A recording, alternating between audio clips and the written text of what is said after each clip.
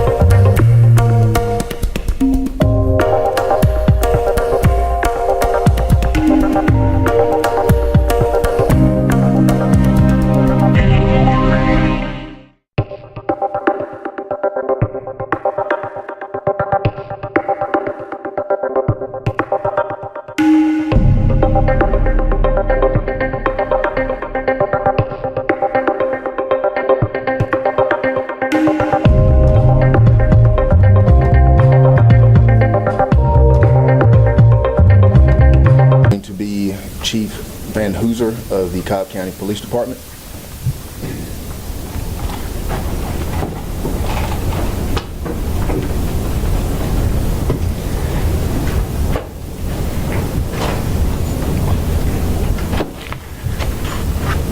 Good afternoon, everybody.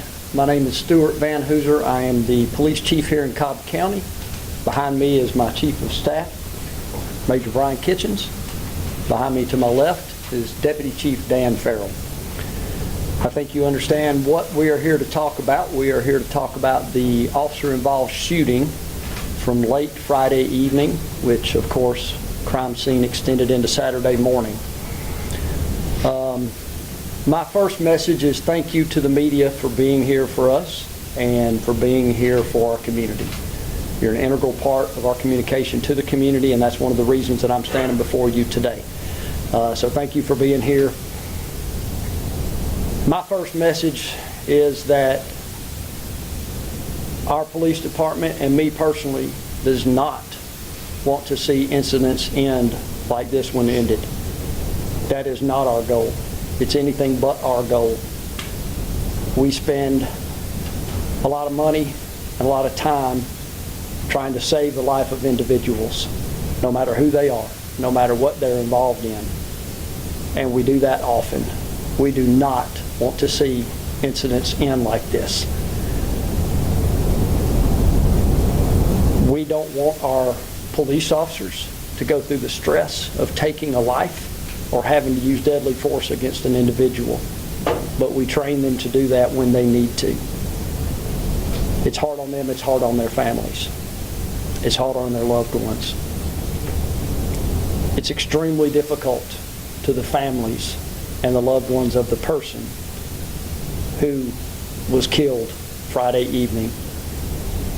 And it's difficult to express verbally our condolences for the family. But again, this is not what we want to see happen.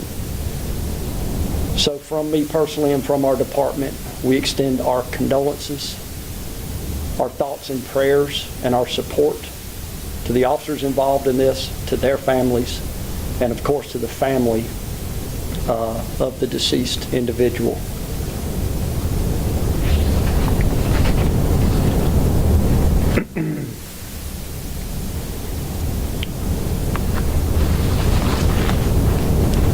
Today, we're in somewhat of an awkward situation, and I'll try to explain that a little bit for you. But before I do that, I want to explain how we get here and what we do with our officer-involved shootings. Many of you in the media know, but for those who are listening out there in our community, we want them to know what we believe in, what I believe in as a person, and what we believe in as a department. We recognize that community trust is exceptionally important to our success as police officers in trying to protect people. If that trust erodes, we have a more difficult time with what we term community policing. We need our community partners. And we do that so well in Cobb County, and I think police in general are getting better at community policing. But you cannot do community policing without community trust. I'm before you today because I want to make sure that our community's trust continues to grow and that we are being transparent in this and every other incident that we have. I've stood before you multiple times when there were issues that weren't very pleasant or did not appear very pleasant to our community. And we have incredible support in our community, and we are finding support right now with this. But there are some questions that have popped up in the media coverage of this, and those questions have caused me concern because I was briefed on this weekend. There are pieces of evidence that I have seen, and there is a whole boatload of evidence that I have not seen that nobody has seen yet. And so these media reports are causing me concern because, number one, I do not want the trust of our department to be impacted by these.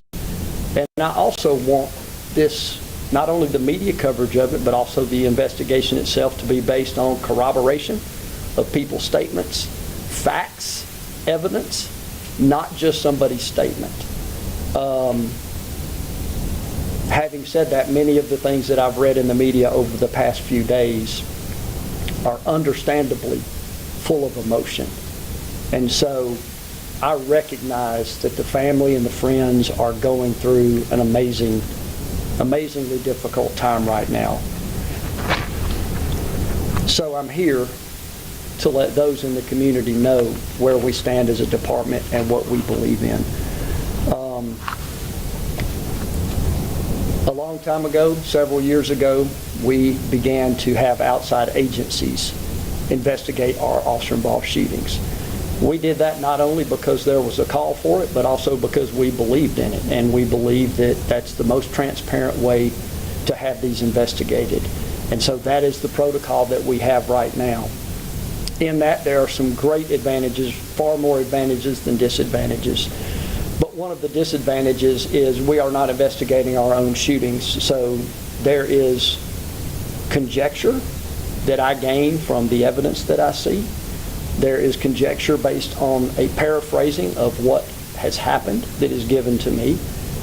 But direct investigation of this for me to conduct with my officers or somebody in my department doing it is not our responsibility right now, and I believe wholeheartedly in the integrity of the Georgia Bureau of Investigations to conduct a fair and impartial investigation in this, as they have countless times for us, and as you have seen over this past weekend, they are currently doing with other cases. So my message is we are being transparent. We always intend to be transparent, and even when we have to answer hard questions or maybe come in and say we can answer some questions and we cannot answer others, we're still going to stand before you and tell you this and offer our condolences to the family and offer our support for the officers and their families, because this is a difficult situation for everybody. So with that, what we're left with is a situation where I'm going to do a press conference to a degree, and I'm going to even take some questions, but a lot of the answers I'm not going to be able to answer.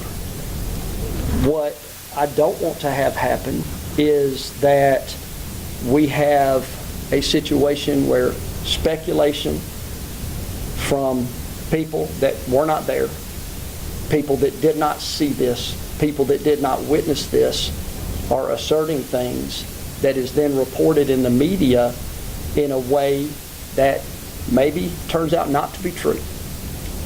And those are the concerns that I've had in reading what I've read the past few days. I don't want to contribute to that by saying something that I might believe is true, but that I don't have the facts and the evidence to back it up. So today I will be somewhat guarded in what I say because I have no choice. And I'm going to refer many of these questions to the GBI for answers. But some I can answer today. And what I do intend to do is answer the ones that I can answer that you guys have asked us, that I know about through our PIO office. And we're going to open up the floor. We have the only real question that I saw from the media. I believe we can answer that question. The other questions that you may give me, I'll have to play that by ear and figure out whether or not I can answer that. And there will be, if it's anything factual about this particular investigation, in all likelihood I might refer you to the Georgia Bureau of Investigation, because I do not want to contribute to a he said, she said in the media, and I do not want to speculate and have you guys report things that I say that really the GBI is going to be the expert and the authority on when this investigation is concluded. So the review of the questions that we have gotten from the media since Friday evening, we only had one that wasn't already kind of answered. Most of them were generic. What is going on Cobb Parkway in front of the Walgreens? And so we opened up. I know we brought Officer Wilson out that night. I was at the scene. There was no request from media for an on-camera or for sound from me. There was only one news crew there when I got there. It was very, very late at night, understandably.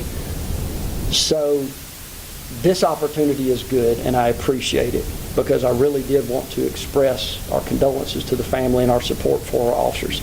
But the only outstanding question that I saw was, what was he wanted for? You know, what was this? And I can totally understand that question, why that's a valid question. And I will say that I was told what he was wanted for this weekend, but I don't like to just give that information as fact until I see it. Today, I was able to actually see what he was wanted for, and I'm not going to tell you specifically everything. We can have a more comprehensive look at that and have our PIO office put that out to you guys, but I'll tell you in general what it was. There are multiple warrants that this individual was wanted for. And I'm not going to go through every one of them, but I'll hit a few of the highlights.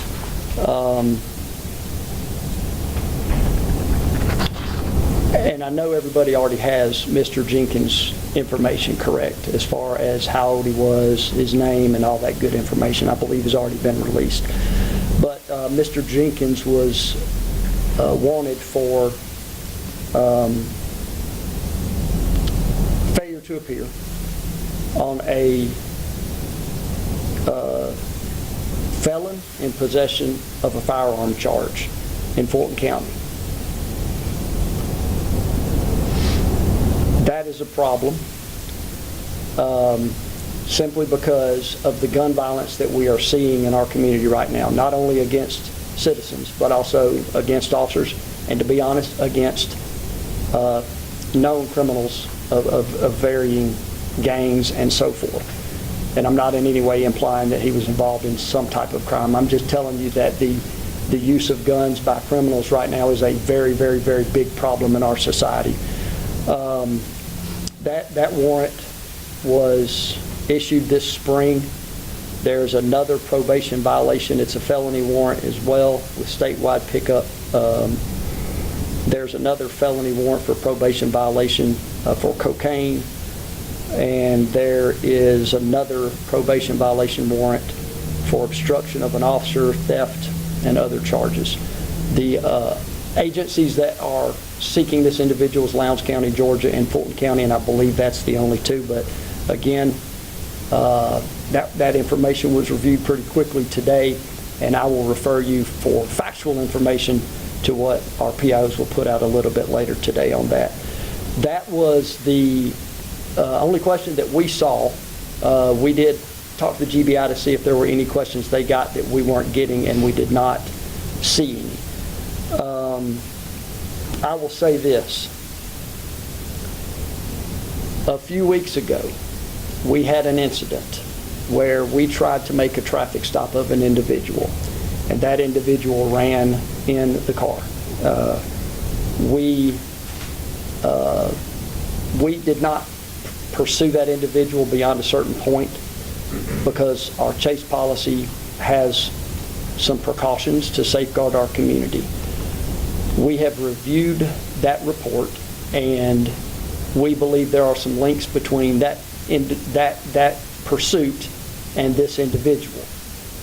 However, what we believe that this was potentially follow-up from that particular pursuit. That's what led the officers to that area that night, was in a continuing investigation on that pursuit. That is what we believe. So with that, to give you just a little bit of context of how this has gone back, what we have is a wanted individual that we knew about, that we were doing follow-up on in order to take that individual into custody. And the incident itself unfolded, and that's where I'm going to probably stop talking about the actual incident, because that is the GBI's portion of the investigation that I do not have right now enough information, although I can tell you I do have information, but I'm not going to wade into much of that, if any, now, because that is the job of the GBI, to continue that investigation unhindered by statements from me or unaffected by that. So We definitely want to respect that independent investigation and allow them to proceed as they see fit and release information as they see fit. So I will tell you that the three big things that we read about this weekend, multiple shots, 25 shots being fired, his hands up, and that we mistook a cell phone for a gun. All those things, I would just say look for corroborating evidence on all those three things as this investigation continues. I have been briefed on this, and those three things stood out to me in these articles this weekend as something that I did not see evidence of this weekend. So I would just ask that you patiently wait for solid information, corroborating evidence for those statements or any other statements that are made with conjecture rather than eyewitness accounts or actual evidence. So for me, most everything else that I would tell you would be conjecture if you're talking about this incident, and I do not want to form those opinions in your minds without that being factual or supported by evidence. So I do not plan to make any more proactive statements. I would say that if you do have further questions, it is going to take the GBI a while to get those answers, but they are the source for the criminal investigation into this particular incident. We do conduct, as you know, an administrative investigation for our policies and procedures and training and make sure that there aren't things that we can improve. That is subordinate to the criminal investigation and particularly normally follows it or trails the investigation. So we do have that going on in our own department, and we'll continue that investigation as we go forward. So I'll wrap that up with a thank you to you guys, condolences to Mr. Jenkins and to Mr. Jenkins' family, and ask again for your support, prayers, and thoughts for our officers and for the family that's been affected by this.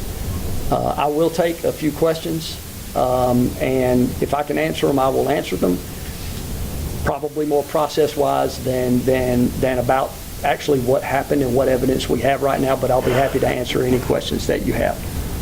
Probably the big one, and again, don't know if you can answer this, did he have a gun? Did he threaten officers? Did he fire? First of all,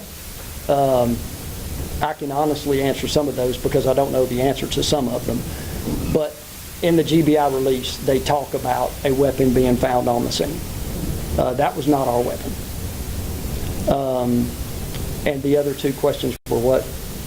Denise, I'm sorry. Officers with that weapon, or did he fire it? I would not know that. We do not interview our officer on the night of this incident for legal reasons. That would be something that once the GBI conducts those interviews, we will know. Can you tell us more about the few weeks ago and what exactly led to that pursuit and initiating it? I can't really tell you that many details about that. I have seen the report. I have not read it thoroughly enough to articulate much more than that. I don't have enough details to give you much more than that. And I know you were just talking about whether or not there was a phone. Are y'all able to say, I know GBI released that there was a gun found. Are you able to say if his phone was found in his hands or not?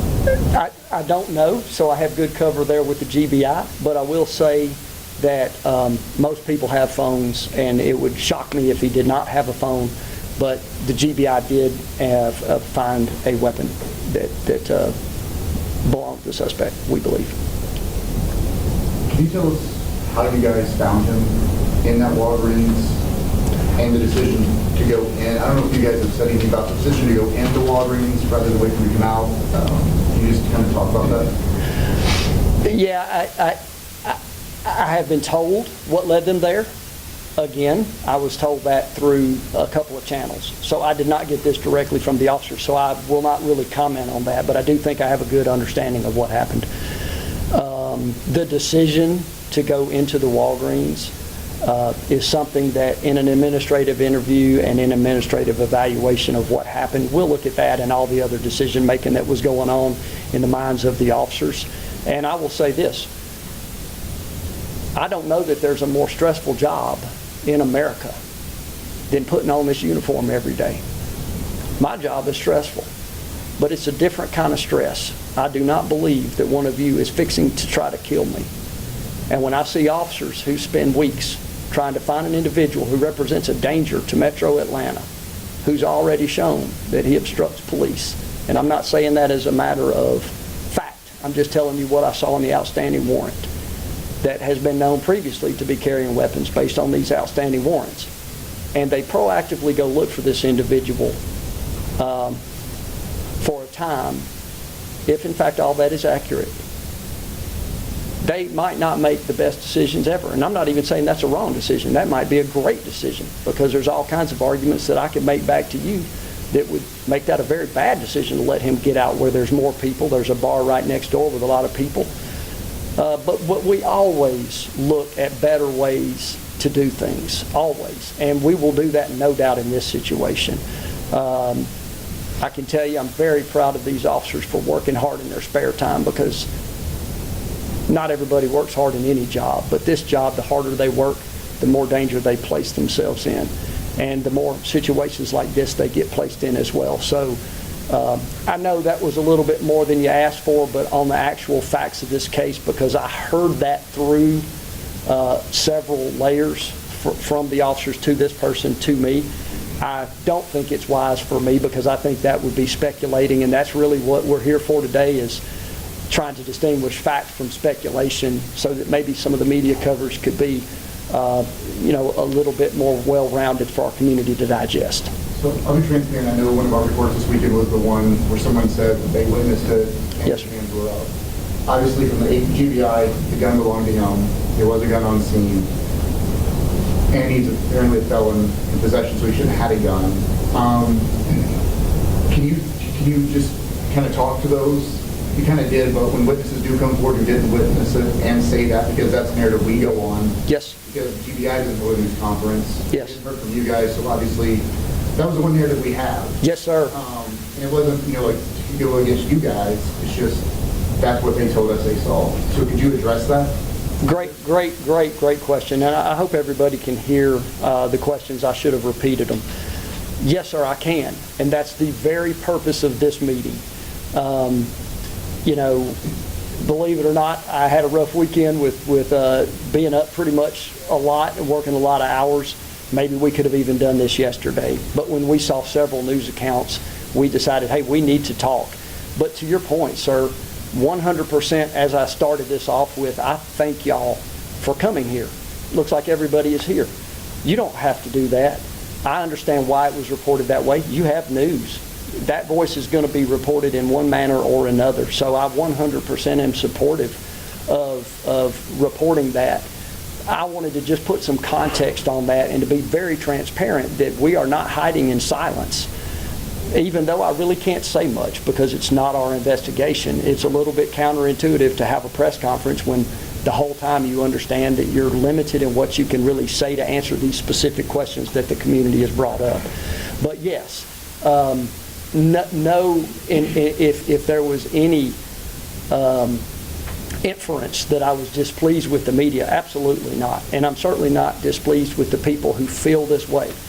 I just want to give context to it, that I would never talk to somebody who made an allegation against one of you or one of our community members and then believe that was fact without getting evidence, without, corroborating it fully.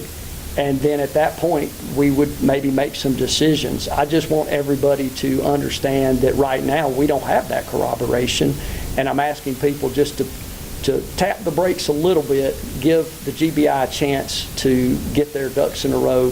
They are an outstanding agency and they will do the right thing, and I hope you know that Cobb County Police does the right thing.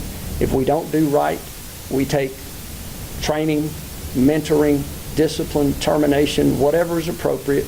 We do that as an agency. And I don't think that it's easy for people to know that without us getting in front of cameras and saying it. And so if anything, these news reports prompted this press conference, which is a good thing.